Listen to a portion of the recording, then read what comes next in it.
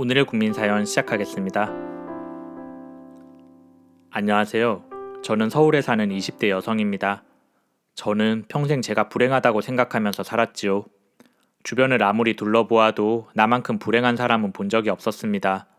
다른 사람들은 다들 평범하게 태어나서 평범하게 살아가는데 저는 인생이 항상 힘들기만 했었네요. 그래서 그런지 세상에 대한 원망도 많이 했습니다. 하지만 어떤 일을 계기로 저는 더 이상 세상에 대한 원망을 하지 않습니다. 그동안 부정적으로 생각한 일들에 대해서 긍정적으로 생각해보고 희망을 가지면서 살기로 다짐을 했었네요. 사실 우리 집은 그렇게 가난하지도 않았고 적당히 먹고 살만 했습니다. 그래서 저도 어릴 때는 밝은 성격을 가진 아이였죠. 그런데 제가 중학생이 되었을 때 우리 집에 안 좋은 일이 생겼습니다. 내가 세상에서 제일 사랑하는 엄마가 불의의 사고로 돌아가셨거든요. 하루아침에 저는 엄마 없는 아이가 되었습니다. 그날부터 제게는 불행한 날들이 시작되었지요. 엄마가 돌아가시고 나서 저는 학교에서 왕따를 당했습니다. 처음에는 질 나쁜 친구들 몇 명이 엄마 없는 아이라며 놀리기 시작했죠. 그러다가 나중에는 다른 친구들까지 합세해서 저를 따돌리기 시작했습니다. 처음에는 억울한 마음에 싸우기도 많이 싸웠는데 아무도 내 편을 들어주지 않더군요. 내가 바락바락 대들수록 아이들은 더 심하게 저를 괴롭혔습니다. 견디지 못한 저는 선생님에게 도움을 요청했는데 선생님은 오히려 저를 비난하듯이 말을 하더군요. 미정이 네가 성격을 조금 바꿔보는 게 어떨까? 친구들한테 먼저 다정하게 대해주면 친구들도 태도가 바뀔 거야. 선생님은 마치 내 성격에 문제가 있다는 듯이 말을 하더군요. 그런 이야기는 내게 하나도 도움이 되지 않았습니다. 선생님 말대로 안 해본 게 아니었거든요. 저도 처음에는 분한 일이 있어도 참으면서 친구들에게 다가가려고 노력을 많이 했습니다. 하지만 한번 찍혀버린 상태에서는 그런 노력도 소용이 없더군요. 아버지는 엄마가 돌아가시고 나서 웃지도 않고 우울하게만 계셨습니다. 그래서 아버지도 내 일에 관심이 없으셨죠. 그렇게 15살의 저는 어른들에 대한 불신이 마음 가득 생기게 되었지요. 그렇게 중학생 시절을 보내다 보니 고등학교에 들어갈 무렵에는 완전히 삐뚤어진 아이가 되었습니다. 또다시 왕따를 당할까봐 두려워서 괜히 센 척을 하고 다녔죠. 안 하던 욕도 하게 되고 친구들을 괴롭히기도 했습니다. 중학생 때는 피해자였던 제가 고등학교에서는 가해자가 되어 있었죠. 하지만 그 당시에 저는 그게 잘못된 것이라고 생각하지 않았습니다. 공부를 특출나게 잘하는 것도 아니고 엄마도 없었던 저는 친구들 사이에서 무시당하지 않기 위해서 그런 행동을 해야만 했습니다. 고등학생 신분인데 화장도 진하게 하고 다녔고 방과 후에는 나쁜 친구들과 어울려서 노래방에서 살다시피 했었네요. 그런 저에게 아버지는 무조건 큰 소리로 혼을 내기만 했습니다. 미정이 너 정신 안 차려? 그래가지고 대학이나 갈 수 있겠니? 아무리 여자애라고 하더라도 요즘 세상에 대학도 못 나오면 사람 취급도 못 받는다. 나중에 후회하지 말고 아빠 말 들어. 하지만 아버지가 그럴수록 저는 더욱더 삐뚤어지기만 했었지요. 엄마가 돌아가시고 나서 아버지는 내게 한 번도 사랑한다는 표현을 하지 않았습니다. 지금 생각해보면 아버지도 죽은 엄마에 대한 그리움이 너무 커서 그랬던 것 같은데 어린 제게는 그런 마음을 헤아릴 재주가 없었네요. 그렇게 지내다가 결정적으로 아버지와 멀어지게 된 계기가 생겼습니다. 어느 날 아버지가 새엄마 될 사람이라며 집으로 한 여자를 데리고 왔거든요. 인사해라. 앞으로 네 엄마 될 사람이다. 괜히 심술 부리지 말고 예의 바르게 행동해. 갑작스러운 아버지의 선언에 저는 머리끝까지 화가 났습니다. 아직 돌아가신 엄마에 대한 그리움이 지워지지도 않았는데 새엄마를 데리고 오다니 마음속에서 아버지에 대한 배신감이 샘솟더군요. 그래서 저는 새엄마를 받아들일 수 없었습니다. 처음 본 자리에서 말없이 그 여자를 노려보기만 했었지요. 그러자 그 여자가 곤란한 표정을 지으면서 내게 말을 했습니다. 미정이라고 그랬지. 아무래도 처음에는 어색하겠지만 그래도 우리 잘해보자. 나도 좋은 엄마가 될 테니까 천천히 친해져 보기로 해. 알았지? 그 여자 입에서 엄마라는 소리가 나오는 순간 저는 소리를 빽 질렀지요. 나는 당신 같은 아줌마를 엄마로 생각할 수 없어. 한 번만 더 엄마라는 말하면 내가 가만히 안 있을 거야. 내 말에 옆에 있던 아버지가 내 뺨을 철썩 때리시더군요. 미정이 너 말버릇이 그게 뭐야? 당장 잘못했다고 빌지 못해? 무뚝뚝하기는 했지만 손찌검을 한 적은 한 번도 없었던 아버지였기에 저는 크게 충격을 받았습니다. 순간적으로 눈물이 뚝뚝 흐르더군요. 그런 우리를 보며 그 여자는 어찌할 바를 모르더군요. 내가 아무 말 하지 않자 아버지는 다시 저를 다그쳤습니다. 그러자 그 여자가 아버지를 말리면서 이제 그만해요. 애가 이렇게 울잖아요. 그리고 아무리 화가 나도 그렇지 애한테 손을 대면 어떡해요? 라고 말을 하더군요. 그 말을 듣고 저는 그 여자가 더욱 미워졌습니다. 날 생각해서 하는 소리가 아니라 아버지한테 점수를 따기 위해서 하는 소리 같더라고요. 그 모습이 위선적으로 느껴져서 저는 마음속으로 콧방귀를 꼈습니다. 저 여자를 엄마라고 부를 일은 절대로 없을 거라면서 다짐을 했었지요. 내가 결사적으로 반대를 했지만 아버지는 결국 그 여자와 결혼을 했고 우리는 셋이서 함께 살게 되었습니다. 하지만 저는 여전히 그 여자를 아줌마라고 부르면서 엄마로 대해주지 않았죠. 내가 그렇게 못되게 구는데도 그 여자는 저를 한 번도 나무라지 않았습니다. 오히려 제게 다가오기 위해서 노력을 많이 하더군요. 미정이는 무슨 음식 좋아해? 말만 하면 내가 뭐든지 다 만들어줄게. 그리고 힘든 일 있으면 언제든지 얘기해. 엄마라고 부르기 힘들면 그냥 아는 언니라고 생각하면서 이야기해줘. 알았지? 하지만 저는 좀처럼 마음을 열지 않았지요.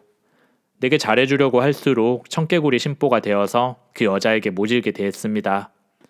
그러다 보니 저는 집에도 잘 안 들어가게 되었지요. 집에 들어가봤자 나만 보면 한숨 쉬는 아버지와 엄마인 척하는 아줌마밖에 없는데 뭐하러 가나 생각했었지요.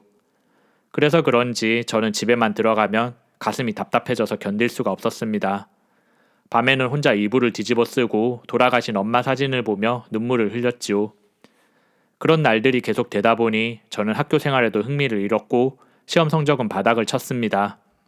공부도 하기 싫었고 방과 후에는 친구들이랑 어울려서 여기저기 돌아다니는 게 일상이었죠. 그러다 보니 저는 학교에서 소문난 불량 학생이 되어 있었습니다.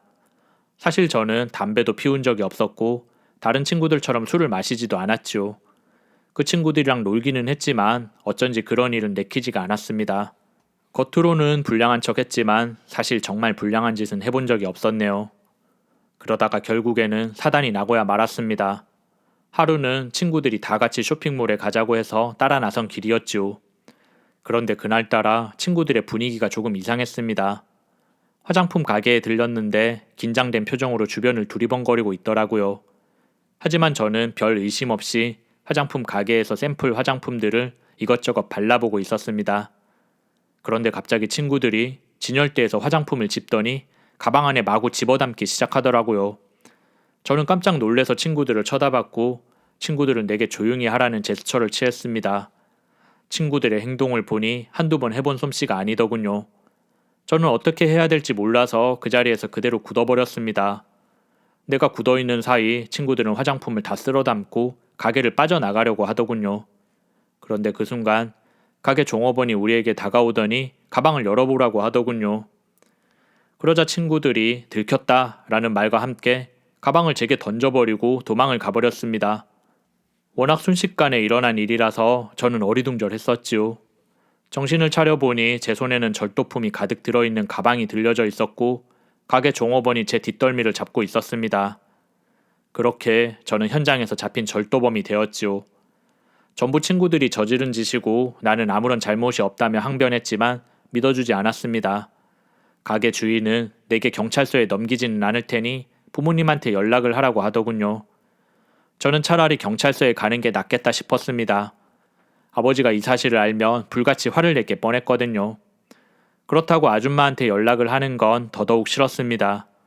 내가 이러지도 저러지도 못하고 있으니까 가게 주인이 제멋대로 내 휴대폰을 가져가더니 아버지한테 전화를 걸더군요. 가게로 달려온 아버지는 내 예상대로 얼굴이 벌개져서 화를 냈습니다. 이제는 하다하다 도둑질까지 하냐며 저를 크게 혼내셨지요. 물론 아버지도 내 말을 믿어주지 않았습니다. 잘못을 했으면 용서해달라고 빌기나 할 것이지 어디서 거짓말로 빠져나가려고 해. 그리고 설사 네 말이 맞다고 하더라도 그런 친구들이랑 어울려 다닌 네 잘못이라고는 생각하지 않니? 실컷 저를 혼낸 아버지는 가게 주인에게 거액의 합의금을 주고 집으로 저를 데려왔습니다. 집에 도착했더니 아줌마가 걱정스러운 표정으로 우리를 기다리고 있더군요. 저는 부끄럽기도 하고 어색하기도 해서 아무런 말을 하지 않았습니다. 그리고 그날 전 아버지에게 죽도록 두들겨 맞았지요. 회초리가 부러지도록 종아리를 맞았는데 얼마나 맞았는지 새카맣게 피멍이 들었습니다. 실컷 혼이 난 다음에 내 방으로 돌아와 침대에서 울고 있었지요. 그런데 아줌마가 조용히 내 방으로 들어오더니 말없이 내 종아리에 약을 발라주더군요. 아무리 그래도 이 조그만 애가 때릴 데가 어딨다고 이 지경을 만들어놨어. 아줌마는 내가 자는 줄 알고 나지막히 혼잣말을 했습니다. 약을 다 바르고 나서 아줌마는 한참 내 다리를 어루만져 주다가 방을 나가더군요. 그 순간 저는 아줌마에 대한 마음이 조금 열리기 시작했습니다. 그래도 엄마라고 부를 수는 없었지만요. 그날 이후 저는 더 이상 친구들이랑 어울리지도 못하고 조용히 학교 생활을 했습니다. 학교에서 만난 그 친구들은 뻔뻔하게 모른 척을 하더라고요. 알고 보니 그 아이들은 저를 한 번도 친구로 생각한 적이 없었다고 하더군요. 그냥 불쌍해서 껴줬는데 네가 눈치도 없이 우리랑 맘먹으려고 하더라고.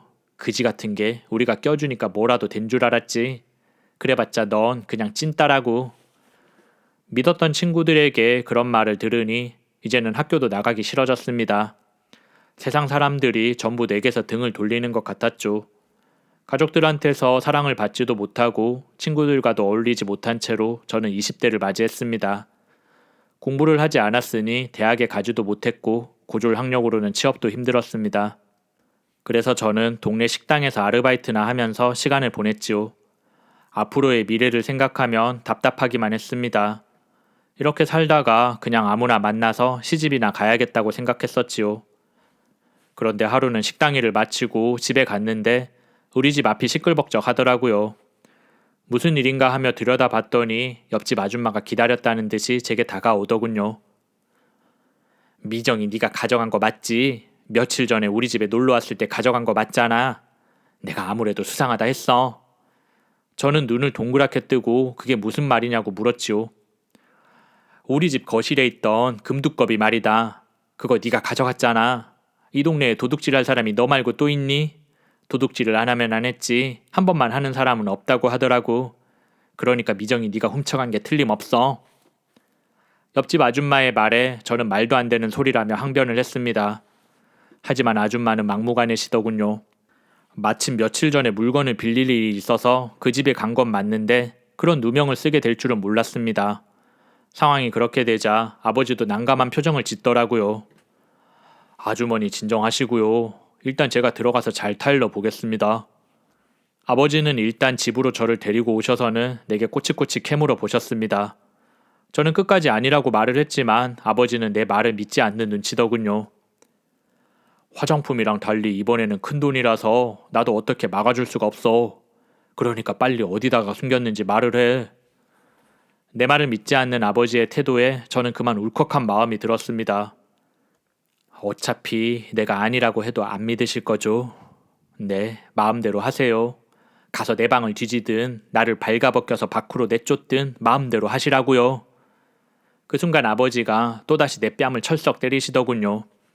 누가 말릴 틈도 없었습니다. 저는 이제 눈물도 나지 않고 그저 분한 생각만 들더라고요. 이제는 나도 더 이상 어린 10대가 아니었고 그동안 당한 것에 대한 울분도 잔뜩 쌓여 있었지요. 그래서 저는 그 길로 집을 나와버렸습니다. 아버지는 그런 저를 말리지도 않더라고요. 아버지도 나름대로 그동안 내게 실망을 많이 한 것 같았습니다. 뒤도 돌아보지 않고 집을 나온 저는 허름한 지하방에 거처를 마련하고 혼자서 살아가게 되었지요. 생활비는 아르바이트를 통해서 그럭저럭 벌 수 있었습니다. 나도 이제 다 큰 성인이니까 내 앞가림은 할 수 있겠다 생각했었네요. 그리고 다시는 집으로 돌아가지 않겠다고 결심했습니다. 아줌마한테서 몇 번 연락이 왔었는데 저는 그냥 남남인 듯 지내자며 모질게 말을 했었네요. 아버지는 제게 연락도 하지 않으셨습니다. 저는 차라리 그게 편하더군요. 괜히 얼굴 보면 기분만 상할 것 같았고 연락 없이 지내는 게 서로에게 좋을 것 같았습니다. 그렇게 몇 년이 흘렀지요. 그동안 저는 묵묵히 일만 하면서 지냈습니다. 만날 사람도 없었고 달리 할 일도 없었지요. 그리고 그 몇 년 동안 집에는 한 번도 가지 않았습니다. 가끔 연락이 오던 아줌마도 이제는 더 이상 소식이 없더군요. 싫은 사람들 얼굴을 안 봐도 되어서 마음은 편했지만 저는 사는 게 사는 것 같지 않았습니다. 일을 마치고 돌아오면 그냥 멍하니 TV만 보고 있었죠. 열심히 돈을 벌었지만 여전히 반지하방 신세를 벗어나지도 못했습니다. 그런데 어느 날 오랜만에 집에서 연락이 왔더군요. 그 연락을 받고 저는 몇 년 만에 집에 가야만 했습니다. 왜냐하면 아버지가 돌아가셨다는 연락을 받았거든요. 처음에는 믿기지가 않아서 멍한 기분이 들었습니다. 집으로 가는 내내 마음이 복잡하더군요.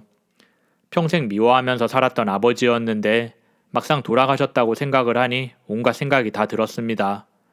눈물은 나지 않았지만 가슴속에서 이상한 감정이 솟아오르더라고요. 그렇게 복잡한 마음으로 아버지의 장례를 치렀습니다. 장례식장에서 마주친 아줌마는 충격이 심했는지 얼굴이 많이 상해 있더군요. 저는 아줌마에게 이제는 아버지도 돌아가셨으니 더 이상 얼굴 볼 일 없겠네요. 아줌마도 좋은 사람 만나서 재혼하세요. 라고 말을 해주었지요. 내 말에 아줌마는 아무 말도 하지 못하고 눈물만 흘렸습니다. 아버지가 돌아가시고 나자 저는 정말로 혼자가 된 기분이 들더군요. 외롭게 지내는 건 익숙해졌다고 생각했는데 날이 갈수록 오히려 더 견디기가 힘들었습니다. 우울증이 와서 밥도 제대로 먹지 않고 무기력하게만 살았지요. 일을 마치고 돌아오면 컵라면으로 대충 식사를 하고 들어 누워서 잠만 잤습니다. 햇볕이 들지 않는 지하방에는 곰팡이가 가득 펴 있었고 청소도 하지 않아서 먼지가 가득했죠. 그렇게 지내다 보니 몸도 서서히 망가지기 시작했습니다. 어느 날부터인가 두통이 심하고 피로감이 느껴지더니 심한 날에는 생전 안 나던 코피도 흘렸습니다. 아무래도 몸에 이상이 생긴 것 같아서 병원에 갔더니 의사 선생님이 심각한 표정으로 제게 말을 하더군요. 좀 드문 경우긴 한데 만성 신부전증이에요. 신장이 완전히 망가졌다고요. 게다가 이미 진행이 많이 되어서 이대로라면 평생 투석을 받거나 신장 이식밖에는 답이 없습니다. 의사의 말을 듣고 저는 충격보다는 어이가 없어서 헛웃음만 나오더라고요. 인생이 안 풀려도 이렇게 안 풀릴 수가 없었지요. 엄마가 돌아가시고 나서부터 단 하루도 행복한 날이 없었는데 끝까지 내게는 비극적인 일만 일어나더군요. 의사는 일단 신장 이식을 받는 쪽으로 생각해보자면서 대기자 명단에 올려주겠다고 했습니다. 운이 좋으면 몇 달 안에 기증자가 나타날 수도 있다고 하더군요. 하지만 제게는 이식 수술을 감당할 돈이 없었습니다. 그렇다고 평생 투석을 받으면서 사는 것도 내 처지에는 말이 안 되었지요. 이러지도 저러지도 못하는 상황 속에서 저는 극단적인 생각까지 하게 되었습니다. 더 이상 떨어질 수 없는 밑바닥까지 떨어지게 된 거지요. 병원에 누워서 어떻게 하면 아무도 모르게 도망을 갈 수 있을까 생각하면서 시간을 보냈습니다. 그런데 며칠 후 의사 선생님이 제게 뜻밖의 소식을 전해주더군요. 축하해요. 신장 이식을 받을 수 있게 되었어요. 미정 씨에게 기증자가 나타났다고요. 하지만 저는 그 소식에 마냥 기뻐할 수는 없었지요. 소식은 반갑지만 전 수술비를 감당할 수가 없어요. 그만한 돈이 제게는 없다고요. 그러자 의사 선생님이 걱정 마세요. 그건 제가 알아서 해결해 드릴게요. 미정 씨는 그냥 마음 편하게 수술만 받으세요. 라고 말을 하더군요. 수술을 받기로 하고 저는 기증자가 누군지 물어보았습니다. 하지만 병원 쪽에서는 신장 기증자가 누군지 제게 알려주지 않더군요. 그게 원칙이기도 한데 기증하는 사람이 절대 비밀로 해달라고 따로 부탁을 했다고 하더라고요. 저는 누군지 모를 그 사람에게 마음속으로 감사의 인사를 전했습니다. 수술은 성공적으로 잘 되었고 이식 결과도 나쁘지 않았습니다. 그리고 제 사정을 알게 된 누군가가 병원비며 수술비도 전부 내주었다고 하더라고요. 돈 없는 사람들을 위해서 후원을 해주는 제도가 있다고 하더니 아무래도 제가 그런 혜택을 받은 것 같았지요. 의사 선생님은 자세한 이야기는 해주지 않았고 수술 부위가 안정이 되는 대로 퇴원을 하면 된다고 말해주더군요. 의사 선생님 덕분에 저는 삶의 밑바닥에서 다시 올라올 수 있었습니다. 그래서 몇 번이나 감사하다는 말을 전했지요. 그러자 의사 선생님이 감사 인사는 다른 사람한테 해야 될 거예요. 사실 그분께서 비밀로 해달라고 했는데 아무래도 미정 씨한테 말씀을 드려야 될 것 같네요. 내가 말했다고 하지 말고 709호 병실로 한번 가보세요. 가보면 내가 무슨 말을 하는지 알 겁니다. 라고 말을 하더군요. 그곳에 가면 내게 신장을 기증한 사람을 만날 수 있을 거라고 했습니다. 그래서 저는 조심스럽게 709호 병실로 갔습니다. 그곳에는 제게 신장을 기증해주고 회복 중인 사람이 입원해 있었지요. 그런데 그 사람의 얼굴을 본 순간 저는 오열하고 말았습니다. 내가 아줌마라고 부르면서 차갑게 대했던 새엄마가 그 병실에 누워 있더라고요. 내가 다가가자 기척에 눈을 뜬 새엄마가 놀란 눈으로 저를 쳐다보았습니다. 여기에는 어떻게 알고 왔어? 아줌마가 제게 신장을 기증해 주신 거예요. 병원비며 수술비도 아줌마가 다 내주신 거고요. 내 말에 새엄마는 말없이 고개만 끄덕이시더군요. 뭐하러 그런 짓을 했어요? 아줌마는 내가 그렇게 모질게 대했는데 밉지도 않았어요. 게다가 아버지 돌아가시고 나서 우리 이제는 아무 사이도 아니잖아요. 내 말에 새엄마의 눈가도 촉촉해지더군요. 우리가 왜 아무 사이도 아니야. 비록 피는 안 섞였지만 너는 하나밖에 없는 내 딸이란다. 엄마가 되어서 이 정도 일은 당연히 해줘야지. 신장이 아니라 심장을 내어달라고 해도 줬을 거다. 새엄마의 말에 저는 하염없이 눈물만 흘렸습니다. 알고 보니 새엄마는 우연히 내가 병원에 입원했다는 소식을 듣게 되었고 신장 이식이 필요한 상태라는 것도 알게 되었다고 하더군요. 그 소식을 듣자마자 병원에 연락해서 기증 의사를 밝힌 거지요. 그리고 혹시라도 내가 마음이 불편할까봐 기증 사실은 비밀로 해달라고 한 거랍니다.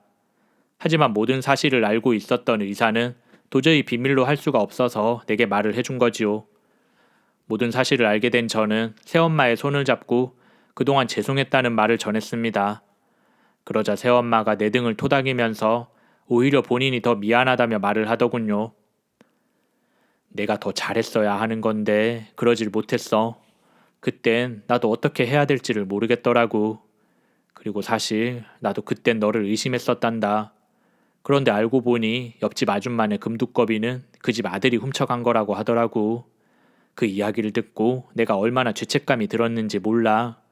너한테 연락해서 미안하다고 말해주고 싶었는데 네 아버지가 그렇게 되는 바람에 기회를 놓쳤어. 늦었지만 이제라도 내 사과를 받아주겠니? 새엄마의 말에 저는 지나간 일들은 벌써 다 잊었다며 괜찮다고 했습니다. 그렇게 우리는 서로 끌어안고 처음으로 마음을 나눌 수 있었지요. 밤새 둘이서 얼마나 많은 이야기를 나눴는지 몰라요. 날이 밝을 무렵에는 어느새 제가 아줌마를 엄마라고 부르고 있었습니다. 그리고 얼마 후 저는 몸이 완전히 회복이 되어서 퇴원을 했습니다. 마치 새로운 생명을 받은 것처럼 가슴이 벅차오르더군요. 그리고 지금 전 엄마와 둘이서 살고 있습니다. 가끔은 친구처럼 그리고 가끔은 진짜 엄마처럼 사이좋게 지내고 있지요. 오랜 시간 동안 불행하다고 생각하면서 살아왔었는데 이제는 저도 행복이 뭔지 알게 되었습니다. 무엇보다도 세상에서 유일한 내 편이 한 명 생겼다는 게 자랑스럽더군요. 이 행복이 평생 갈 수 있었으면 좋겠습니다. 제 이야기는 여기까지만 할게요. 여러분들도 건강하시고 꼭 행복하시길 바랍니다.